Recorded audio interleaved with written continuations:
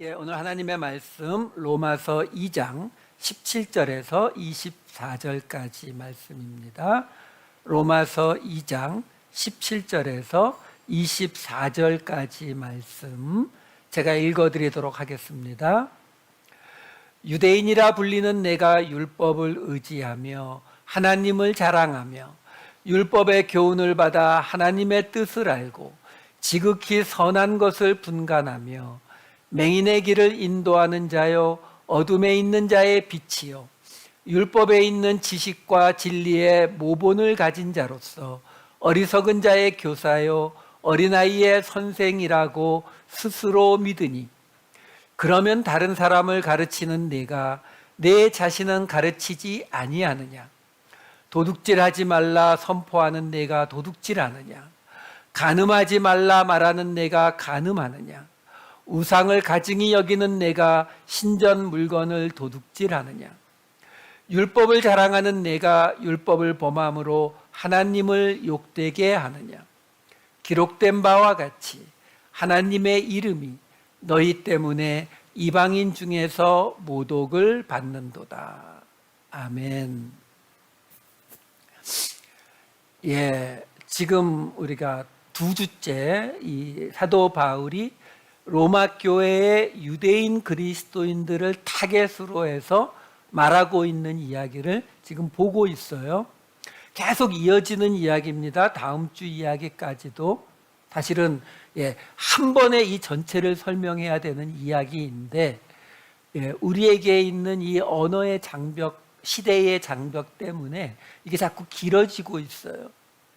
지금 지난주, 지지난주를 합쳐서 우리가 무슨 이야기를 했어요? 사도 바울이 뭐라고 했습니까? 그 유대인 그리스도인들에게 너희가 율법을 가지고 있다고 해서, 율법 듣는 자, 쉐마 이스라엘이라고 해서 너희에게 크레딧이 있는 게 아니다.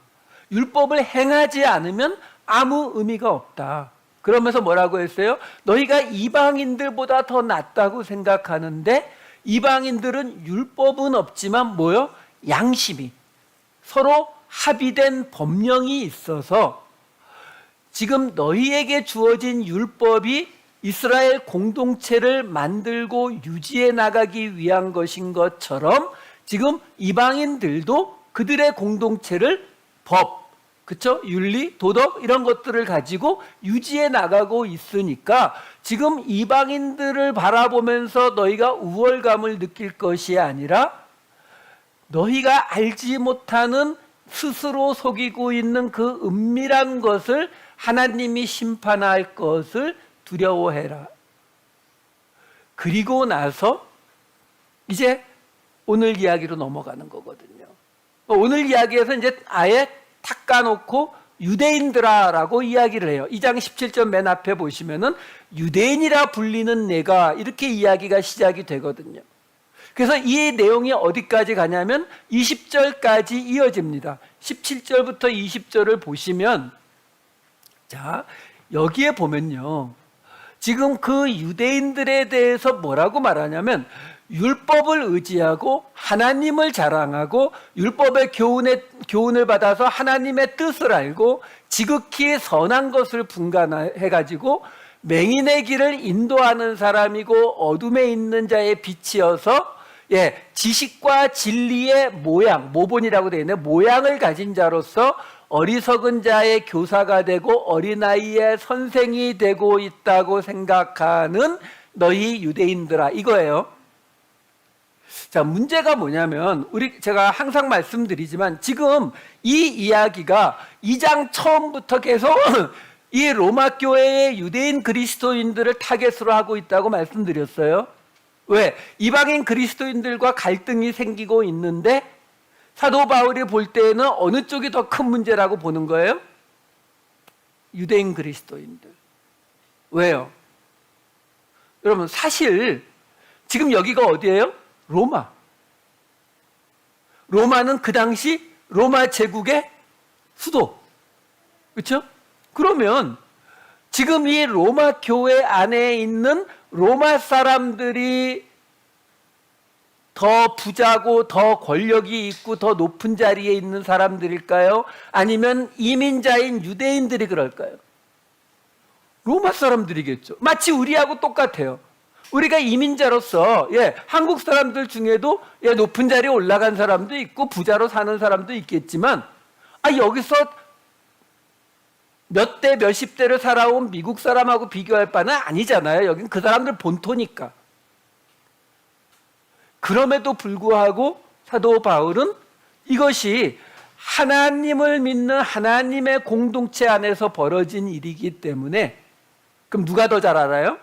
구약을 알고 있는 유대인들. 그러니까 사실은 유대인들에게 먼저 타겟이 계속되는 이야기가 나오는 거거든요. 그러니까 이 문맥 속에서 보셔야 돼요. 제가 왜 이런 말씀을 드리냐면, 지금 금방 보여드린 17절부터 20절까지의 말씀이 지금 유대인들에게 사도 바울이 하는 이야기거든요. 근데 우리가 대부분 갖고 있는 생각이 뭐냐면, 사도 바울은 유대인들의 그 율법 중심에 대해서 아주 반감을 많이 갖고 있었던 사람이다. 맞아요. 그러니까 여기 나오는 이야기조차도 다 부정적으로, 주석책을 찾아보면 이 대목을 다 부정적으로 봐요.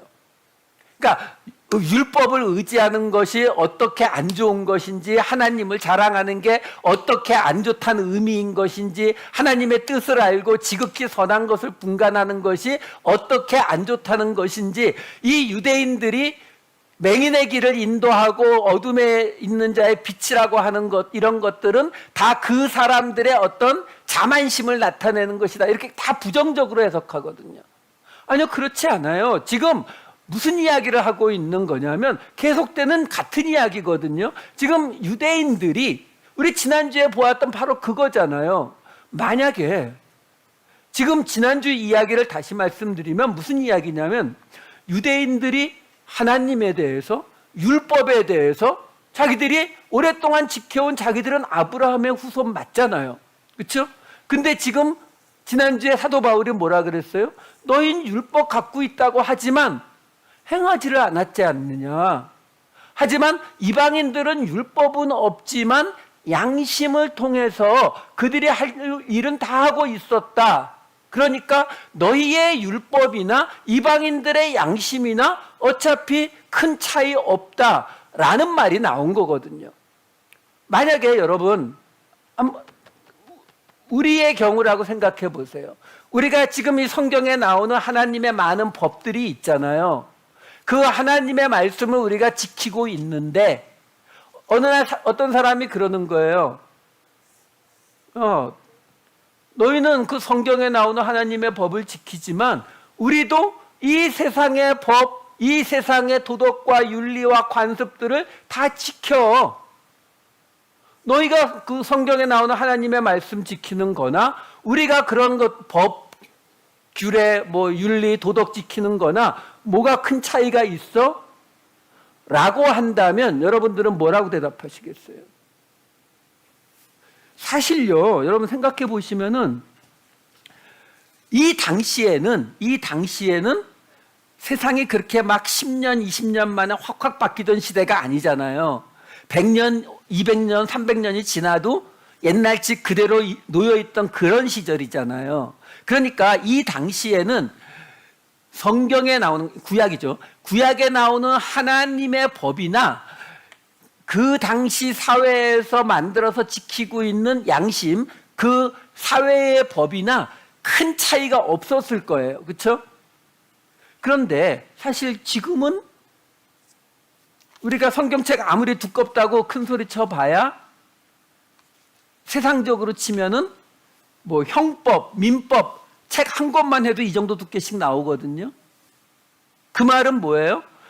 우리가 성경을 지킨다, 성경의 말씀을 지킨다라고 하는 것보다 세상의 법을 지킨다라고 하는 쪽이 훨씬 더 이 세상을 살아가는 데에, 이 세상을 유지하고 살아가는 데에 훨씬 더 잘 맞죠. 왜? 2000년 동안 이건 업데이트가 됐고 이쪽은 2000년 동안 업데이트가 안 됐잖아요. 그렇죠? 그러니까 지금 여기에 나오는 이것들이 지금 유대인들이 잘못하는 걸 얘기하고 있는 게 아니라니까요. 하나만 보여드릴게요. 여기 지극히 선한 것을 분간하며라고 2장 18절에 나오잖아요. 이 지극히 선한 것, 빌립보서 1장 10절에 나와요. 그 다음에 보시면, 예, 너희로 지극히 선한 것을 분별하며 이렇게 나오잖아요. 근데 이 말씀은 9절부터 11절 앞뒤에 있는 말씀을 같이 보게 되면은 사도 바울이 빌립보 성도들을 위해서 내가 기도하노라 하면서 11절에 예수 그리스도로 말미암아 의의 열매가 가득하여 하나님의 영광과 찬송이 되기를 원하노라. 빌립보 교회를 축복하는 말 가운데 기도하는 말 가운데에 너희가 지극히 선한 것을 분별하라고 원어로도 같거든요. 그러니까 무슨 말이냐면 지금 17절부터 20절까지 나오는 그 유대인들에 대한 이 사도 바울의 말이 부정적인 의미로 쓴 게 아니에요. 다 좋은 의미로 쓴 거예요. 아니, 맹인의 인도자가 되고 어두운 세상에 빛이 되고 어리석은 자의 교사가 되고 어린아이의 선생이 되는 게 왜 나빠요? 당연히 좋은 일이죠. 단지 사도 바울이 무슨 말하는 거예요? 율법을 듣기만 하고 행하지 않으면 아무것도 아니라고 한 거하고 똑같은 이야기예요. 지금 사도 바울은 혼자 편지 쓰는 거잖아요. 자기가 쓰면서 내가 이렇게 쓰면은 이 사람들이 요거를 읽으면서 아니, 이방인들의 양심이 하나님의 말씀하고 비슷하다고? 말도 안 되지. 우리가 가진 건 하나님이 주신 말씀인데 설사 두 개가 내용이 똑같다 할지라도 이건 하나님이 주신 건데 어떻게 이게 비교가 돼? 라고 사람들이 생각할 거 아니에요. 유대인들이. 그러면 그거에 대해서 지금 사도 바울이 뭐라고 말하냐면 그래, 너희가 율법을 자랑하고 하나님을 자랑하고 그리고 너희가 어두운 세상에 빛이 되고 어리석은 자의 교사가 되고 어린아이의 선생이 된다고 너희가 그 율법을 통해서 그렇게 된다고 스스로 믿는 거 오케이.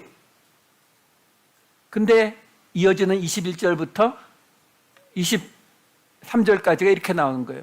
그러면 다른 사람을 가르치는 내가 내 자신은 가르치지 아니하느냐? 도둑질하지 말라 선포하는 내가 도둑질하느냐? 간음하지 말라 말하는 내가 간음하느냐? 우상을 가증히 여기는 내가 신전 물건을 도둑질하느냐? 율법을 자랑하는 내가 율법을 범함으로 하나님을 욕되게 하느냐? 한마디로 뭐예요? 오케이, 너희가 율법을 가지고 지금 너희가 그렇게 선생이 되고 교사가 되고 빛이 되고 뭐 인도하는 자가 되고 지극히 선한 것을 분별하고 오케이, 다 좋아. 근데 지켰어? 이 이야기예요. 이거 다 통틀어서 그런데 지켰어? 이 말이거든요. 그러니까 앞에 것이 부정적인 게 아니에요. 좋은 거예요. 너희 그렇게 그래 율법의 좋은 점들 너희가 다 하고 있다고 스스로 믿고 있는데 그거 가지고 안 싸워요. 그러면서 한마디 근데 지켰어? 이 이야기하는 거거든요.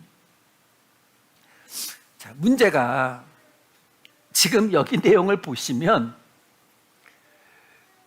그런데 지켰어 라는 의미로 썼는데 뭐가 나와요?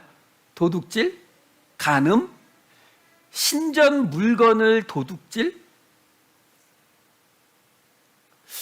이렇게 말하면 우리가 세상 사람하고 이야기하는데 우리는 하나님의 법을 지키고 당신들은 세상의 법을 지킨다. 근데 그 사람이 그거나 똑같지. 그러면 우리가 뭐라고 대답한다고요? 우리는 하나님이 주신 법이야. 인간이 만든 법이 아니라고. 그랬더니 그 사람이 지금 뭐라고 말한 거냐면 오케이. 그래, 너희는 하나님의 법을 지킨다고 치자. 근데 지켰어? 근데 그건 지켰냐고 이렇게 지금 묻고 있는 상황이라고요. 그러면서 너희 그거 안 지켰잖아. 도둑질하고 간음하고 신전 물건을 도둑질하고 이렇게 나오면 너 그거 지켰어? 그럴 때는 뭔가 마음에 찔려서 딴 데 쳐다봤는데 도둑질, 간음, 신전 물건을 도둑질 그거 안 했는데? 그렇잖아요. 아니 하나님을 믿는 유대인 그리스도인들 가운데 도둑질하고 간음하고 그나마 신전 물건을 도둑질 하는 사람이 몇 명이나 되겠어요? 그러면 이거는 그 뜻이 아니로구나라는 짐작은 이제 하셔야 돼요. 그러니까 도둑질, 간음, 신전 물건을 도둑질하는 이게 뭔가 다른 의미겠죠. 사실은 그 앞에부터 봐야 돼요. 2장 21절부터 다시 볼게요.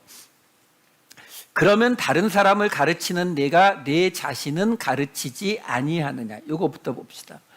왜 그러냐면 여러분 지난주에 제가 이 토라, 율법이라고 하는 이 단어가 히브리어에서는 토라, 헬라어에서는 노모스라고 하는 이 차이점이 있다 그랬죠. 히브리어에서는 이 토라라고 하는 단어는 겨누다, 쏘다, 그래서 가르치다, 가리키다라는 뜻을 가진 야라라는 단어에서 온 단어라고 말씀을 드렸어요. 그러니까 그 히브리어에서, 그러니까 유대인들이 가지고 있는 관점에서 율법이라고 하는 것은 어떤 것을 지키느냐 안 지키느냐가 아니라 그걸 통해서 어느 방향으로 가느냐의 목적지를 알려주는 것이 율법의 언어적 의미라고 말씀을 드린 거거든요. 그것과 굉장히 비슷해요. 왜냐하면 지금 이게 사도 바울이 대놓고 이제 유대인들을 대상으로 하고 있는 파트이기 때문에 이 히브리적인 사고로 이걸 풀어가야 되는 거거든요. 자, 여기서 다른 사람을 가르치는 내가 너 자신을 가르치지 아니하느냐, 이 가르치다라고 나오는 이 디다스코라고 하는 헬라어 단어가 있는데 재밌는 게 뭐냐면 이 헬라어에서 이 디다스코, 가르치다의 단어는 어디서 왔냐면 다오라는 단어에서 왔어요. 근데 이 다오라고 하는 이 동사 원형은 어떤 뜻을 가지고 있냐면 배우다의 뜻이에요. 그러니까 배우다라는 동사에서 가르치다라는 동사가 나왔어요. 그러니까 우리가 짐작할 수 있는 건 뭐냐면 배워야 가르친다. 그러니까 배우다 안에 가르치다가 들어가 있는 거예요. 이게 이 당시 헬라 사람들이 가지고 있던 생각이었다고요. 그래서 이 별로 많이 쓰이지 않는 단어이긴 하지만 배우지 않고 내가 무엇인가를 깨달아서 내가 어떤 걸 창조해서 만들어낸 것을 가르치는 것은 다른 단어를 써요. 디다스케이온가 하는 단어가 따로 있어요. 근데 별로 많이 사용되지를 않는 단어예요. 근데 그건 뭐 상관없고 어쨌든 이 헬라어 안에는 배우다라는 단어 안에 가르치다가 들어가 있다고요. 그러니까 배워야 가르친다? 뭐 이런 정도의 해석이 가능해져요. 자, 그러면 이 가르친다라고 하는 이 말이 히브리어에서 잠깐 볼게요. 히브리어의 이 가르치다의 의미가 가장 강하게 나오는 곳이 어디냐면 신명기 4장 1절이에요. 왜 그러냐면 신명기라고 하는 책이 1장에서 딱 시작되면은 광야에서 지낸 40년을 다시 돌아보고 나서 모세가 요단강을 건너가지 못할 것이 이야기가 되는 게 3장 끝이에요.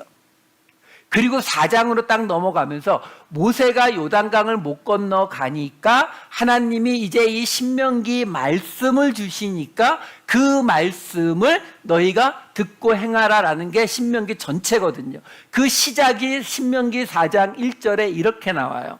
이스라엘아, 이제 내가 너희에게 가르치는 규례와 법도를 듣고 준행하라. 그리하면 너희가 살 것이요 너희 조상의 하나님 여호와께서 너희에게 주시는 땅에 들어가서 그것을 얻게 되리라. 자, 여기 보면은 하나님이 가르치는 규례와 법도를 듣고 준행하라 이렇게 나오는데 여기에 지금 가르치는으로 나온 히브리어 단어가 라마드라는 단어예요. 이 라마드라고 하는 단어도 배우다라는 뜻이에요.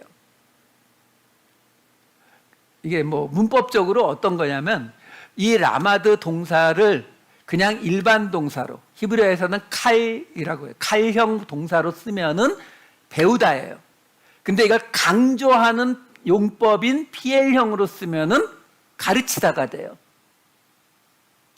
그러니까 아까 우리가 헬라어에서 보았던 것처럼 디다스코에서 보았던 것처럼 배우다라는 단어 안에 가르치다가 들어가 있는 게 똑같아요. 그러니까 헬라 사람들이나 히브리 사람들이나 배워야 가르칠 수 있다라고 보는 거는 똑같다고요. 자, 그런데 그렇게만 봐도 돼요. 사실 오늘 나오는 이야기를 사도 바울이 지금 유대인 그리스도인들에게 말하는 거잖아요. 가르치는 내가 왜 너 자신은 가르치지 않느냐라는 말을 내가 지금 배워서 가르치는 거 아니냐. 근데 왜 너는 그 말씀을 배우지 않느냐. 왜 너한테서 그 모습이 안 나타나느냐. 이렇게 말하는 걸로 해석하셔도 맞아요. 근데 조금만 더 깊이 들어가 볼게요. 이 유대인들이 가지고 있는 그 개념 속으로 조금만 더 들어가 볼게요. 지금 여기에서 히브리어에서 이 가르치다라고 하는, 본래는 배우다라는 뜻이 라마드예요. 이게 가르치다라는 PL형으로 쓰이게 되면은 요 점이 찍혀갖고 발음은 라메드가 돼요. 근데 히브리어 알파벳이 있어요. 우리 가나다라 영어의 ABCD처럼 히브리어에도 알파벳이 있거든요. 근데 히브리어 알파벳은 본래 상형 문자예요. 어떤 모습을 보고 그 모습을 그려서 만든 글자예요. 그래서 히브리어 맨 앞에 있는 알레프 같은 경우는 소 뿔 모양 뭐 이런 식으로요. 근데 이 히브리어 알파벳 중에 어떤 문자가 있냐면 영어의 L에 해당되는 라메드라는 단어 문자가 하나 있어요. 화면에 보여주세요. 라메드. 이렇게 생겼어요. 이렇게. 아까 말씀드렸지만 히브리어 문자는 어떤 것의 모양을 따서 만든 문자예요. 상형 문자라고요. 그러면 지금 이 여러분들 보실 때 이렇게 생긴 요 라메드, 지금 우리가 보고 있는 가르치다와 발음이 똑같은 이 라메드라고 하는 이 글자는 어떤 것을 상징하면서 그린 그림일 것 같으세요?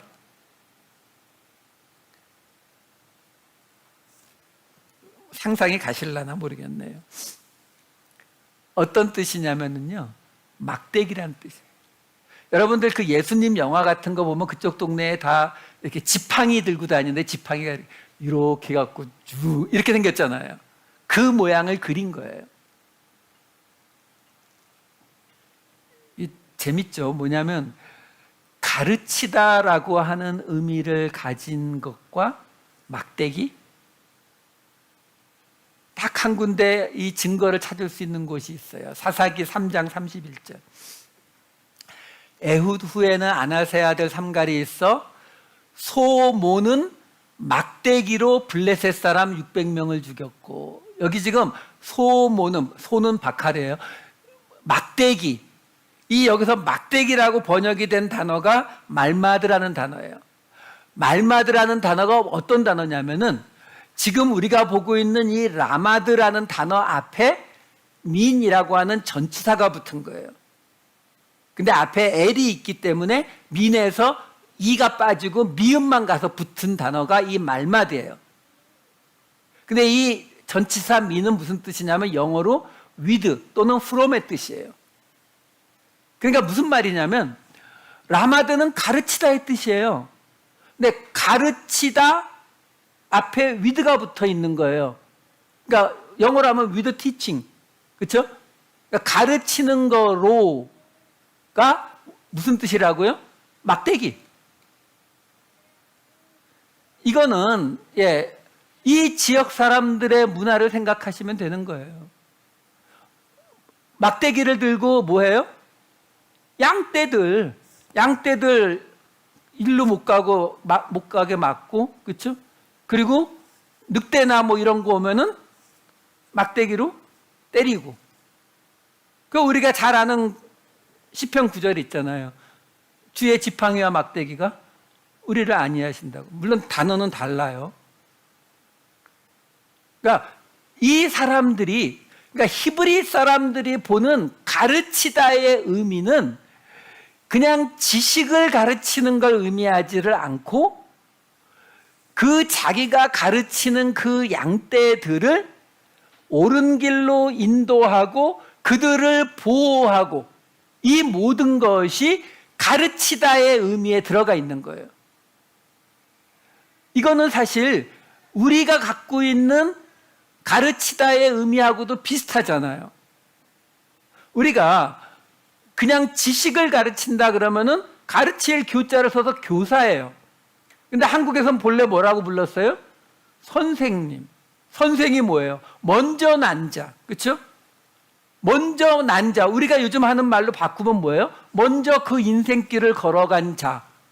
근데 그 사람이 선생이 돼서 가르친다면 뭘 가르치는 거예요? 아시잖아요. 저 그거 했던 거. 그렇죠? 예. 그러면 제가 지리를 가르쳤는데 지리만 가르쳤어요? 요즘은 어떤지 모르겠어요. 옛날에는요. 학생이 수업 끝나고 돌아다니다가 사고 치면은 부모보다 저한테 전화가 먼저 와요. 그러면 예, 파출소나 경찰서에 가서 잡혀있는 애하고 제가 이 아이 담임입니다 그러면은 제가 이렇게 사인해 주면은 애를 데리고 나올 수 있었거든요.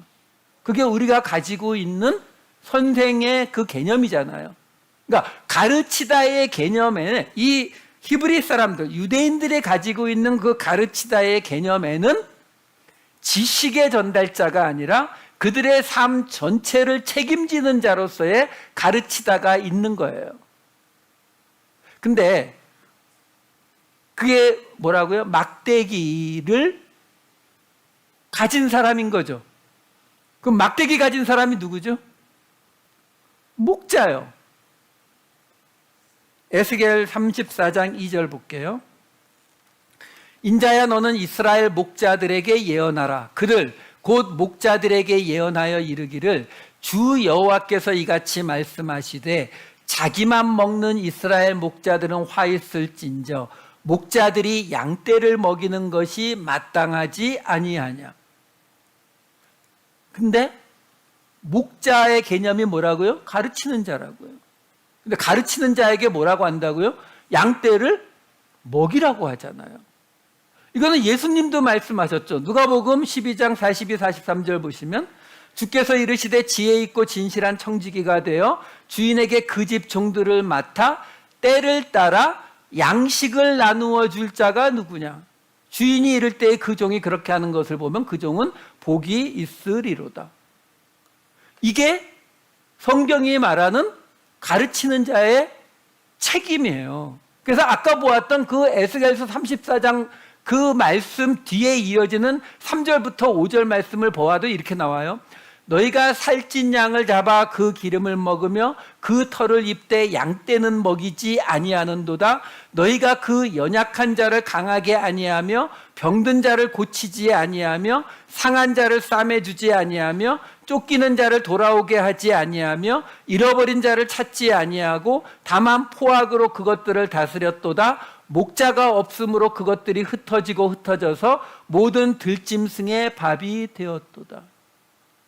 지금 목자에게 그 모든 맡겨진 이스라엘 백성들, 지금 이 에스겔서가 주어질 때에는 이미 북이스라엘 남유다 다 멸망당하고 예루살렘 불타고 성전 다 무너져서 바벨론에 끌려갔을 때예요. 그때에 지금 하나님이 뭐라고 말하냐면 그 책임이 누구에게 있다고요? 목자들, 막대기를 가지고 가르치는 자들. 우리도 옛날에 선생님들이 들고 다니는 막대기를 뭐라고 했어요? 한국말 이제 생각 안 나죠? 교편이라 그랬어요. 교편. 가르치는 막대기라기보다 약간 똑같은 개념이거든요. 자, 그럼 신명기 4장 1절로 다시 돌아가 볼게요. 아까 보았던 거예요. 이스라엘아 이제 내가 너희에게 가르치는, 그러니까 이 가르치는이라고 하는 말이 나오면 뒤에 뭐가 따라와요? 준행하라. 그러니까 헬라식 철학적인 해석이 안 되는 이유가 여기 있는 거예요. 히브리적 사고에서는 가르쳤다라고 하는 것은 그의 삶의 모든 것을 책임지고 있는 사람이 말하고 있는 것이기 때문에 그것을 행하는 것이 필수로 따라오는 이야기를 보여주고 있다라는 거예요. 이 부분을 제가 그 원어에 맞게 앞줄을 직역을 해드릴게요. 조금 우리 번역이 부드럽게 바꿔놨거든요. 이제 이스라엘아, 내가 너희에게 행하라고 가르치는 규례와 법도를 들으라. 이게 그대로 직역하면 이렇게 돼요. 순서대로 하면은요. 그러니까 가르친다라고 하는 것은 행함이 따라와야 되는 것이 당연하다라는 거예요. 그렇기 때문에 그 뒤에 뭐가 와요? 그리하면 너희가 살 것이요. 그러니까 목숨이 달린 문제라고 얘기하는 거예요. 하나님이 주시는 땅에 들어가서 그것을 얻게 되리라. 그게 뭐예요? 아브라함에게 주신 하나님의 언약이잖아요. 그 언약이 어떻게 해야 이루어진다고요? 하나님이 지금 가르치시는 그 규례와 법도를 행해야, 그래야 하나님의 언약이 이루어지는 것이다 라고 말하는 거예요. 자, 그러면 이제 다시 오늘 본문인 21절 22절로 다시 가볼게요. 그러면 다른 사람을 가르치는 내가 내 자신은 가르치지 아니하느냐. 여기에 내 자신은 가르치지 아니하느냐의 의미가 그들의 삶을, 단순히 지금 유대인들에게 내가 지금 다른 사람에게 가르치는 것처럼 너를 가르치지 않느냐의 의미가 아니라 지금 내가 다른 사람들을 어떻게 해야 된다고요? 아까 우리 에스겔서에 나온 거 보면은 연약한 자, 병든 자, 상한 자, 버려진 자, 잃어버린 자들을 돌보지 않은 것을 왜 너에게는 적용하지 않느냐. 한마디로 지금 그 유대인 그리스도인들한테 뭐라고 하고 있는 거예요? 지금 이방인 그리스도인들하고 싸우고 있으니까 버려진 자, 상한 자, 연약한 자, 잃어버린 자, 병든 자 왜 안 돌보는데?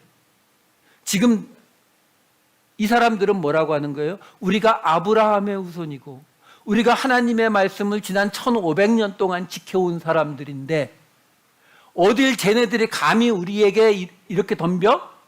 라고 말하고 있는데 지금 사도 바울은 반대로 뭐라고 말하고 있냐면, 그래, 하나님의 언약의 백성이고 성경 말씀을 다 잘 알고 있고 너희가 맹인의 인도자가 되고 있고 선생이 되고 있고 교사가 되고 있는데 왜 안 돌보는데? 왜 저들이 연약한 자로 보이지 않는데? 너희가 지금 그 가르치는 자라며, 너희가 막대기를 가지고 있는 지금 목자라며 지금 그 이야기를 지금 하고 있는 거거든요. 자, 그러면 지금 여기에 또 하나 우리가 봐야 되는 게 뭐냐면, 도둑질하고 간음은 설명할 필요가 없잖아요. 끝에 나오는 게 뭐냐면, 우상을 가증히 여기는 네가 신전 물건을 도둑질하느냐. 여기서 내가 신전 물건을 도둑질하느냐가 한 단어예요. 그러니까 이 번역하시는 분이 너무 상상력을 많이 발휘하셔가지고 그 한 단어가 뭐냐면 히에로실로스라는 단어인데 두 단어가 합쳐진 단어예요. 히에로라고 하는 단어는 거룩한 에서 온 성전이란 뜻이에요. 성전. 그리고 실라오라고 하는 단어는 말 그대로 빼앗다, 강탈하다, 도둑질하다예요. 그러니까 이 단어 히에로실레오라고 하는 이 한 단어를 그대로 직역하면 뭐냐면 성전을 도둑질하는, 성전을 강탈하는 이에요. 그러니까 이게 잘 이해가 안 될 것 같으니까 물건을 집어넣어 버려가지고 이게 오해를 불러오게 되는데 그런 의미가 아니라고요. 그러니까 결국 무슨 이야기를 지금 하고 있는 거냐면 성전을 강탈하는 사람, 그리고 목자의 역할을 하고 있지 않은 사람, 이 두 가지 케이스를 지금 유대인들에게 지적하고 있는 거예요. 그리고 그 가운데에 뭐가 들어가 있다고요? 도둑질과 간음이 들어가 있는 거예요. 그러면은 이게 지금 무슨 의미로 지금 어떤 구조로 되어 있는지를 이 2장 23, 24절을 보면서 설명을 해드릴게요. 율법을 자랑하는 내가 율법을 범함으로 하나님을 욕되게 하느냐? 기록된 바와 같이 하나님의 이름이 너희 때문에 이방인 중에서 모독을 받는도다. 자, 이건 유대인들에게요, 이 구절은 굉장히 강한 구절, 강하다고 하기도 좀 그렇고, 정말 갑자기 하시만 떠오르는 게 없네. 그러니까 왜요? 하나님을 욕되게 하고 우리 때문에 하나님이 모독을 받는다. 이거는 하나님을 믿는 유대인들에게는 어떻게 변명할 수 없는 엄청난 지금 말을 쏟아부은 거거든요. 근데 24절에 보시면 기록된 바와 같이 이렇게 나오잖아요. 그 말은 구약에 나오는 말씀의 인용이겠죠. 이 70인역 번역을 보게 되면은 어디서 인용이 되었냐면은 이사야서 52장 5절에서 인용이 됐어요. 그러므로 이제 여호와께서 말씀하시되 내 백성이 까닭 없이 잡혀갔으니 내가 여기서 어떻게 하랴. 여호와께서 말씀하시되 그들을 관할하는 자들이 떠들며 내 이름을 항상 종일토록 더럽히도다.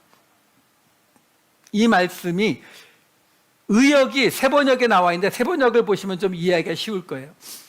주님께서 말씀하신다. 여기 바빌로니아에서도 똑같은 일이 일어났다. 나의 백성이 까닭도 없이 여기로 사로잡혀 왔고 지배자들은 그들을 조롱한다. 날마다 쉬지 않고 나의 이름을 모독하고 있으니 지금 내가 무슨 일을 하여야 하겠느냐? 주님께서 하신 말씀이다.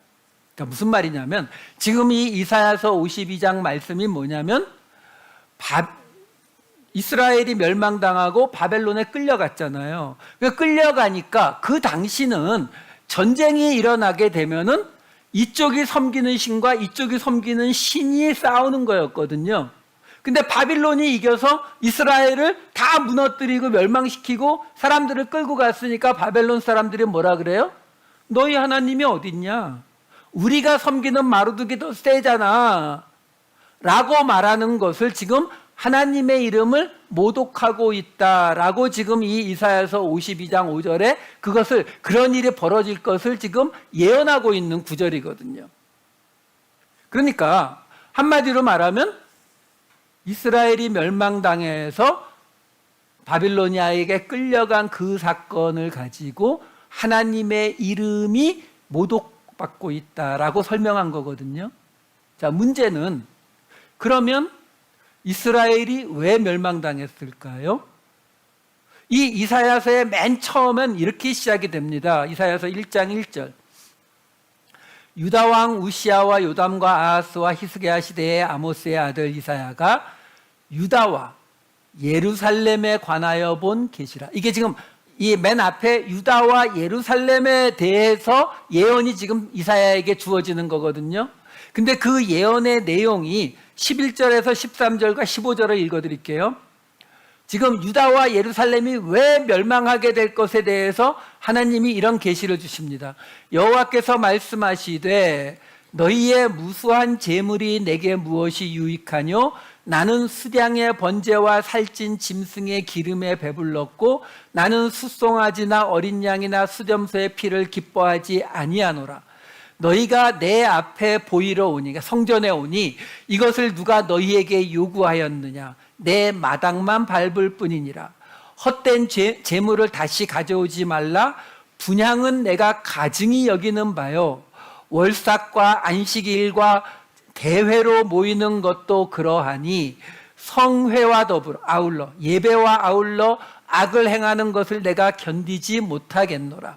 너희가 손을 펼 때에 예배드릴 때에요 내가 내 눈을 너희에게서 가리고 너희가 많이 기도할지라도 내가 듣지 아니하리니 이는 너희의 손에 피가 가득함이라.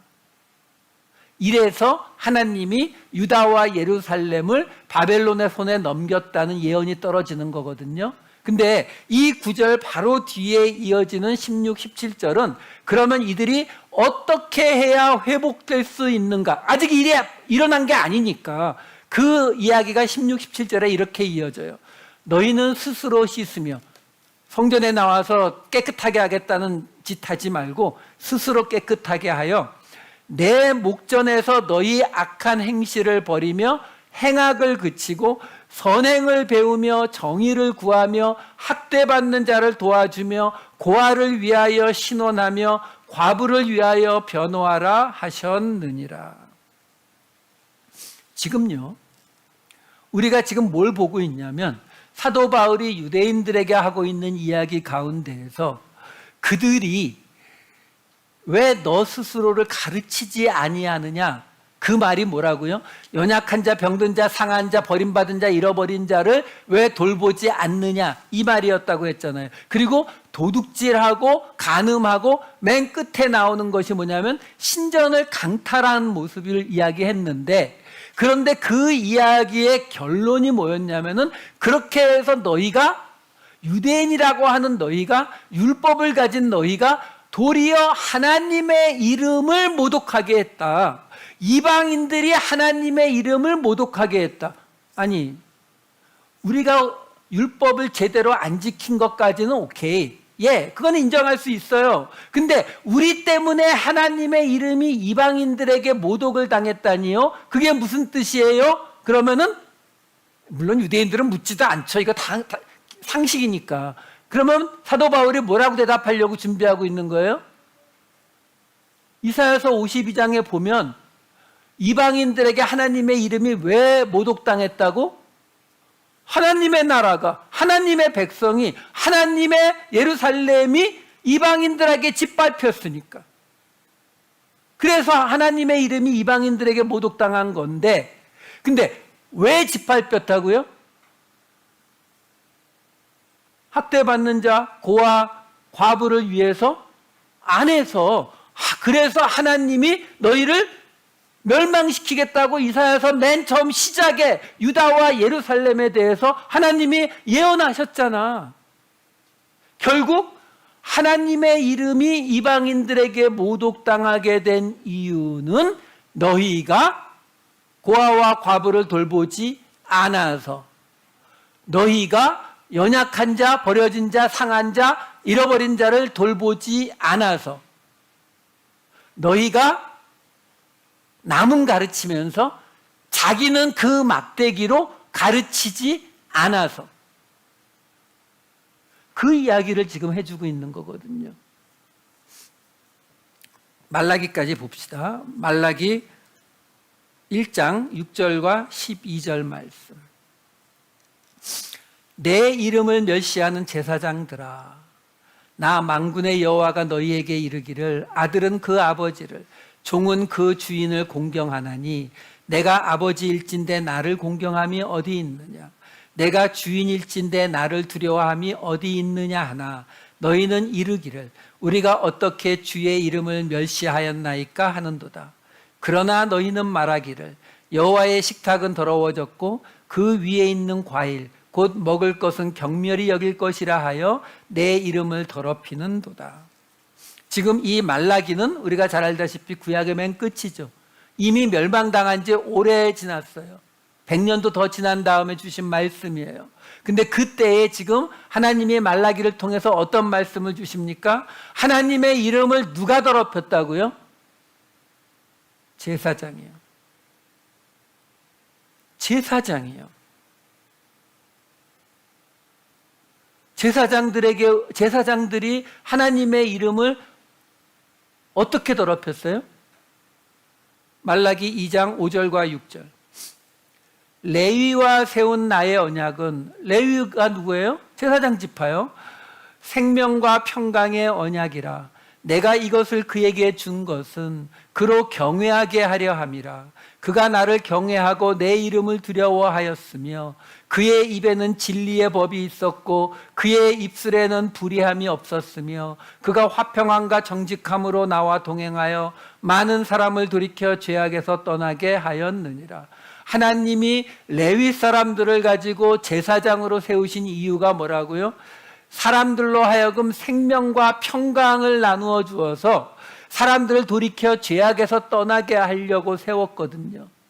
근데 그들이 안 했죠. 지지난주 금요일 설교에서 사도행전에서 말씀드렸죠. 사도 바울이 성전에서 무고하게 끌려나가는데 성전에서 끌려나갈 수 있는 케이스는 하나밖에 없어요. 고의로 사람을 죽인 케이스. 사도 바울은 사람을 죽이지 않았습니다. 그들이 주장하는 바를 그대로 따라도 율법을 지키지 않아도 된다고 사람들을 선동했다는 것이 그들의 이야기였는데 그거 가지고는 성전에 있는 죄인을 끄집어낼 수 없었다고요. 그랬는데 사도행전은 뭐라고 기록하고 있냐면 사람들이 사도 바울을 성전에서 끌어내니까 그 안에 있는 사람 누구죠? 제사장들이 성전문을 곧장 닫았다라고 표현하고 있어요. 왜? 성전을 깨끗하게 유지하려고요. 이거 지금 우리 모습하고 크게 다르지 않아요. 여러분, 우리가 뭐라고 하죠? 왕 같은 제사장, 그렇죠? 십자가는 예수님만 지나요? 예수님이 뭐라고 하셨는데요? 너희 십자가를 지고 나를 따르라, 그렇죠? 그러니까 우리에게 무슨 역할이 주어져 있다고요? 제사장의 역할이요. 그 제사장의 역할이 뭐라고요? 생명과 평강을 주는, 사람들로 하여금 죄에서 돌이키게 하는 역할이 우리에게 주어져 있다니까요. 근데 어떻게 했다고요? 고아와 과부, 학대받는 자, 연약한 자, 버림받은 자, 상한 자, 병든 자가 있으니까 어떻게 했어요?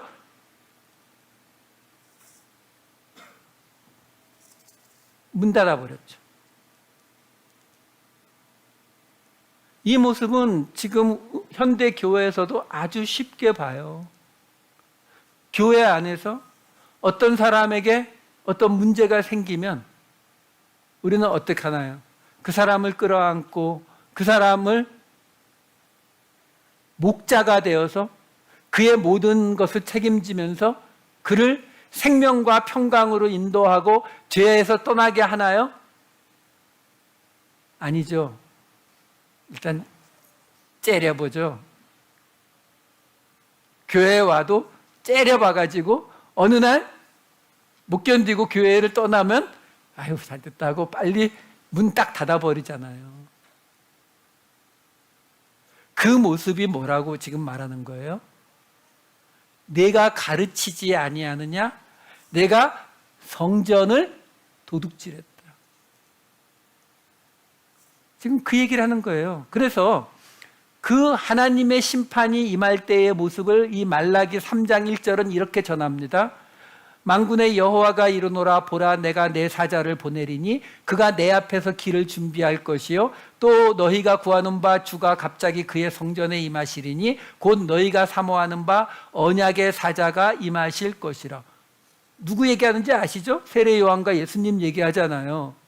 근데 이 말씀에 이어지는 3장 5절이 그 예수님의 그 성전에 임하시는 그 날의 모습이 이렇게 나와요. 내가 심판하러 너희에게 임할 것이라. 점치는 자에게와 간음하는 자에게와 거짓 맹세하는 자에게와 품꾼의 삭세에 대하여 억울하게 하며 과부와 고아를 압제하며가 아니고요. 원어를 보면은 품꾼의 삭세에 대해 과부와 고아에 대해 강탈하며예요. 한 동사가 하나예요. 세 개에 대해서. 강탈하며 뭐죠? 도둑질하며 나그네를 압제하며 나를 경외하지 아니하는 자들에게 속히 증언하리라. 만군의 여호와가 말하였느니라. 예수님이 오시게 되면 어떤 일이 벌어진다고요?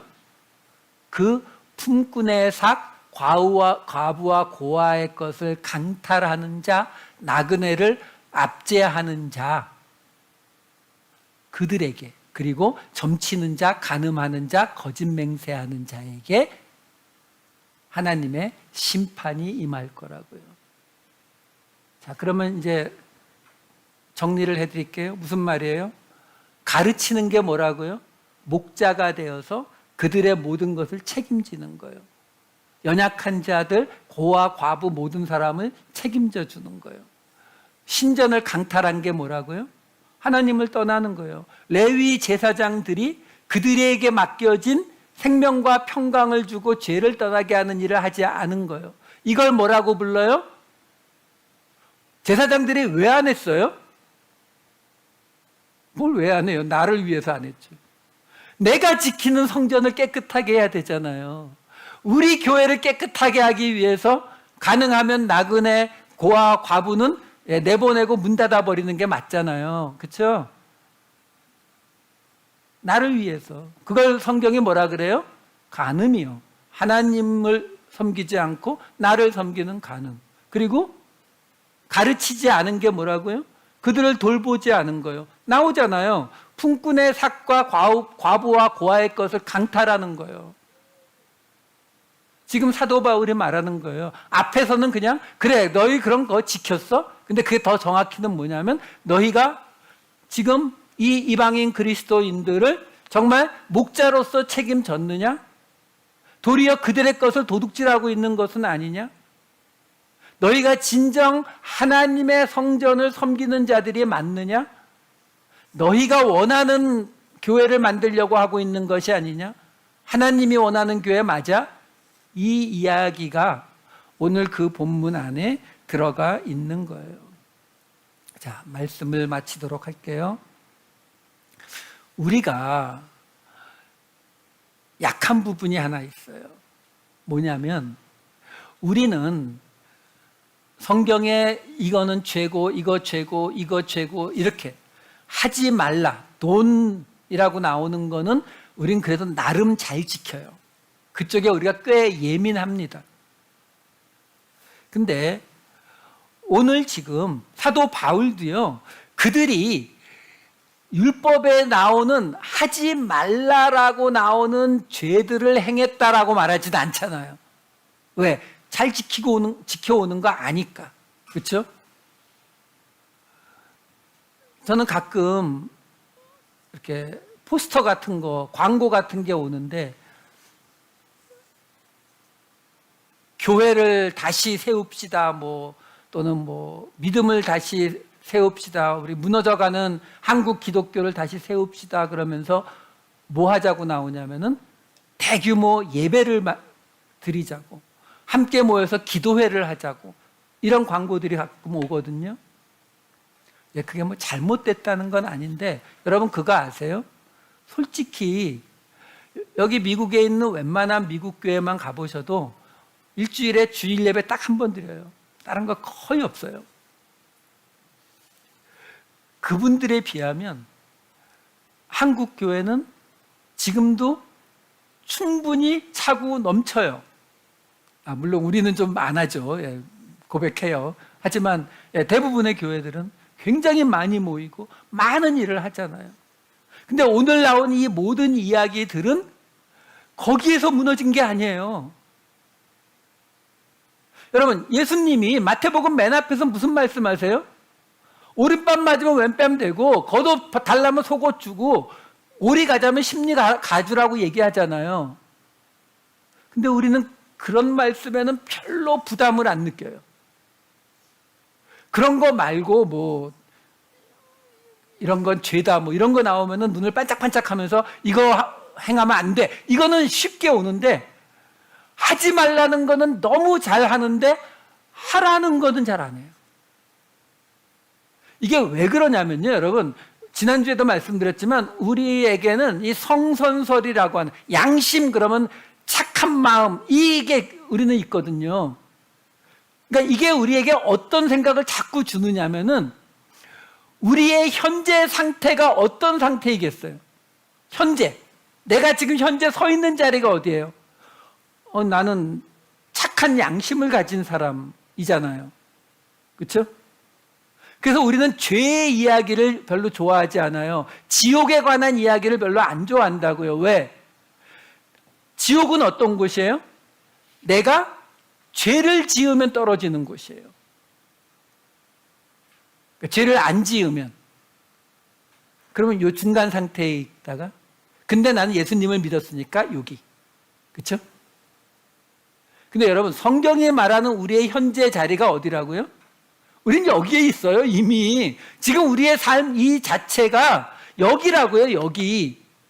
여기기 때문에 예수님이 우리를 구원하신 것이 우리에게 은혜가 되는 거예요. 우리가 착한 양심을 가진 요 중간 정도에 있으면 우리는 예수님이 구원하신 건 그냥 내가 여기 있는데 여기 갈 기회를 주신 정도밖에 안 돼요. 이걸 포기를 못 해가지고 어디에서는 뭐 연옥이라든가 뭐 이런 걸 만들어내는 거예요. 왜? 우리가 여기 있다고 하면은 듣는 사람 기분 안 좋잖아요. 그러다 보니까 우리는 우리가 하지 말라라고 성경에 나오는 거에는 민감해요. 왜? 내가 지금 있는 상태에서 지옥으로 떨어지면 안 되니까. 그러니까 그건 하지 말아야 된다라고 목청 높이 외쳐요. 근데 우리가 여기에 내려가 있다는 이 인식이 생기면 그 다음에 우리 뭐 해야 돼요? 죄를 안 짓는다고요? 성경에 나오는 뭐 이런 죄 저런 죄 잔뜩 있는데 그걸 안 지으면 어떻게 돼요? 그래도 여기 있다니까요. 죄를 안 짓는 걸로 올라올 길은 없잖아요. 그러면 뭘 해야 올라와요? 예수님이 하라는 걸 해야죠. 그 하라는 게 뭐예요? 오리 가자면 십리 가고 겉옷 달라면 속옷 주고 오른밤 왼밤 해보신 분? 오리 가자면 십리는 라이드 해줄 때 십리 4km 한 3마일 그럼 6마일 가준 1.5마일 가달라는데 3마일 그 정도는 몇 번 한 거 그 얘기는 아니잖아요. 그렇죠? 예수님 무슨 얘기 하시는 거예요? 바로 공동체를 위해서 어떻게 하라고요? 그 오른밤 왼밤 이 이야기 나오는 그 이야기의 끝이 마태복음 5장 44절이거든요. 결국 무슨 얘기예요? 너희 원수를 사랑하며 너희를 박해하는 자를 위하여 기도하라. 이거요, 우리 보고 부처님 되라는 이야기가 아니에요. 이렇게 해야 공동체를 유지할 수 있다는 거예요. 다른 말로 바꾸면 공동체 안에 우리 원수와 우리를 박해하는 자가 같이 있어야 정상이라는 거예요. 당연하죠. 우리가 돌을 닦은 사람들이 아닌데 그래도 우리는 숫자가 적으니까 좀 그나마 다행이죠. 여기 100명, 500명 이렇게 있어봐요. 그 안에서 갈등 일으키는 사람이 없겠는가요? 당연히 있죠. 여러분, 이 당시에 로마 교회가 한 5,000명쯤 됐을 거라고 생각하세요? 아니요. 아무리 많이 잡아봐야 100명, 200명도 아니에요. 왜? 그만한 숫자가 모일 수 있는 건물이 없을 시절이라고요. 그렇다고 야외에서 못 모이잖아요. 마이크가 없는데. 그러니까 그 작은 교회 안에서도 갈등이 벌어지고 있는 거거든요. 그런 속에서 내 마음에 들고 내 기준에 합한 사람들만 모으겠다? 공동체 안 돼요. 그러니까 예수님 말씀하시는 거예요. 그냥 이게 죄냐 아니냐 따지지 않잖아요. 그냥 오른밤을 때리면 그러면 이게 고의로 했을 때는 어떻게 할까요? 고의가 아니면은 이거 따지든가요? 아니요. 그냥 왼밤 대라는 거예요. 왜? 그렇게 하지 않고는 안 되니까. 얼마 전에 저녁을 먹으면서 제 아내하고 유튜브를 통해서 프랑스의 1500년대에 있었던 종교전쟁에 관한 다큐멘터리를 봤어요. 프랑스 카톨릭에 종교개혁이 일어나면서 개신교를 믿는 사람들이 생겨나면서 카톨릭과 개신교 둘 사이에 36년 동안 내전을 벌입니다. 36년이요. 한 나라 안에서 같은 나라 사람끼리 종교가 다르다고, 그렇다고 무슨 기독교와 이슬람도 아니고 카톨릭과 구교와 신교라고 해서 36년을 서로 싸워요. 근데 굉장히 재밌는 건요, 36년 동안 서로 죽이는데 이게 어떻게 끝났는 줄 아세요? 사실은 종교와는 관계없이 그 속에 권력 다툼이 벌어지는데 결국 한 사람이 왕이 되면서 이 종교 전쟁이 끝나거든요. 앙리 4세가 왕이 되면서 종교전쟁이 끝나는데, 이 앙리 4세가 왕이 되는데 이 36년 종교전쟁이 어떻게 끝났느냐면, 이 앙리 4세가요, 처음엔 당연히 카톨릭으로 태어나서 유아세례 받은 사람인데 개신교로 넘어가서 그쪽에 우두머리가 돼갖고 이 36년 전쟁을 했던 사람이에요. 그랬는데 이쪽 카톨릭 쪽의 왕실의 공주와 결혼할 때 허락받으려고 카톨릭으로 개종을 합니다. 그랬다가 나중에 자기에게 힘이 세지니까 다시 개신교로 개종을 해요.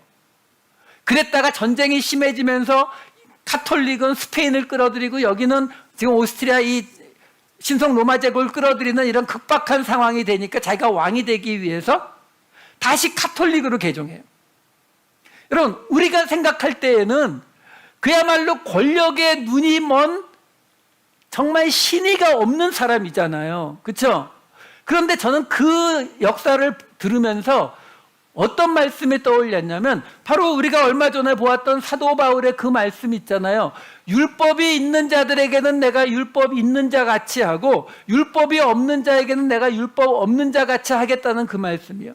이 한 사람이 개신교와 카톨릭을 그냥 지멋대로 자기 편한 대로 왔다리 갔다리 하는 덕분에 36년 종교전쟁이 끝나더라는 거예요. 여러분, 갈등과 미움은 우리가 그것의 원인과 이유를 찾아서 풀어낼 수 없어요. 인간은 그렇게 단순하지 않습니다. 부부 사이에서도 이야기하다가 내가 잘못한 걸 속으로 깨달아져도 거기서 잘못했다라고 말합니까? 말해요? 아니죠. 도리어 더 큰 소리로 딴 걸 갖고 물고 넘어지죠. 살을 맞대고 사는 부부 사이에서도 그런데 공동체를 이룰 때에 이게 가능하겠냐고요. 그러니까 예수님이 아예 얘기하시는 거예요. 그냥 원수를 사랑하라고, 너를 박해하는 자를 위해서 기도하라고. 그것이 아니고는 이루어질 수 없다고. 그것이 아니면 어떻게 된다고요? 공동체가 무너지고, 공동체가 무너지는 게 뭐라고요? 하나님의 이름이 모독을 받는다고. 지금 우리 아시잖아요. 교회에 무슨 일이 생기고 문제가 생길 때마다 세상 사람들이 뭐라 그래요? 쟤네들 왜 저래? 그게 뭐예요? 하나님 믿는다는 것들이 왜 저래? 그게 우리 욕하는 거예요? 하나님 욕하는 거죠. 오늘 사도 바울이 유대인 그리스도인들한테 바로 그 얘기를 하고 있는 거예요. 너희가 지금 이방인 그리스도인들을 무시한다고? 그러면 너희가 하나님을 모독하는, 너희가 심판받을 자가 되는 것이다. 너희는 지금 가면을 쓰고 하나님의 말씀에 맞는 유대인이라고 하는 가면을 쓰고 있는지 몰라도 너희 속사람은 그렇지 않다. 이 이야기를 해주는 겁니다. 여러분, 중요한 건 그거예요. 하나님의 의도를 찾아야 되는 이유가 바로 이런 거예요. 무엇을 지키고 안 지키고 하고 안 하고의 문제가 아니라 우리를 향하신 하나님의 뜻, 그 목적이 무엇인지, 그걸 이루어가야죠. 나오지 않습니까? 내 몸을 불사르게 내어줄지라도 사랑이 없으면 네게 아무 유익이 없느니라. 무슨 말이에요? 하나님은 사랑을 원하시는데 저쪽에서 뭐라고 하냐면 사랑이 저한테 없으니까 대신 제 목숨을 드릴게요. 그러니까 하나님 뭐라는 거예요? 너 그거 해봐야 아무 미닝레스야. 의미 없어. 지금 그 말하고 있는 거거든요. 여러분, 하나님을 좀 경제적으로 믿읍시다. 그냥 마구 쏟아붓는, 내 기준으로 마구 쏟아붓는 방식이 아니라 하나님이 원하신 것만 하시고, 하나님이 말씀하지 않은 건 여러분들 편하게 사셔도 아무 문제 없어요. 왜? 우리가 하나님을 향해서 걸어가고 있는 한 우리에게 뭐가 좀 묻었어도 하나님은 전혀 신경 안 쓰신다는 겁니다. 자, 새로운 한 주, 똑같은 결론들이에요. 다음 주 똑같아요. 결론은 새로운 한 주 어떻게 한다고요? 또 결단해 보시고 하루라도, 한 시간이라도 한번 하나님의 뜻대로 살아보겠노라 시도해 보시는 것, 숙제입니다. 기도하시겠습니다. 사랑이 많으신 아버지 하나님, 율법이 있다고, 유대인이라고 지극히 선한 것을 분별했다고 어리석은 자의 선생이라고 생각했지만 그들은 사실 그들에게 맡겨진 생명과 평안을 주어야 했을 그 연약한 자들, 버려진 자들, 고아와 과부를 내버렸습니다. 그로 인하여 그들 결국 그들이 자랑했던 하나님의 이름을 모독받게 하였습니다. 아버지 하나님, 이 말씀을 받습니다.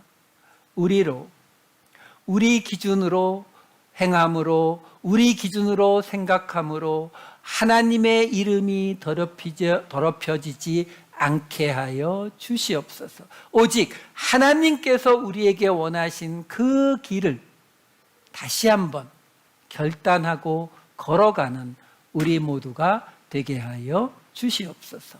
감사드리옵고 이 모든 말씀 우리 주 예수 그리스도의 이름으로 기도하옵나이다. 아멘.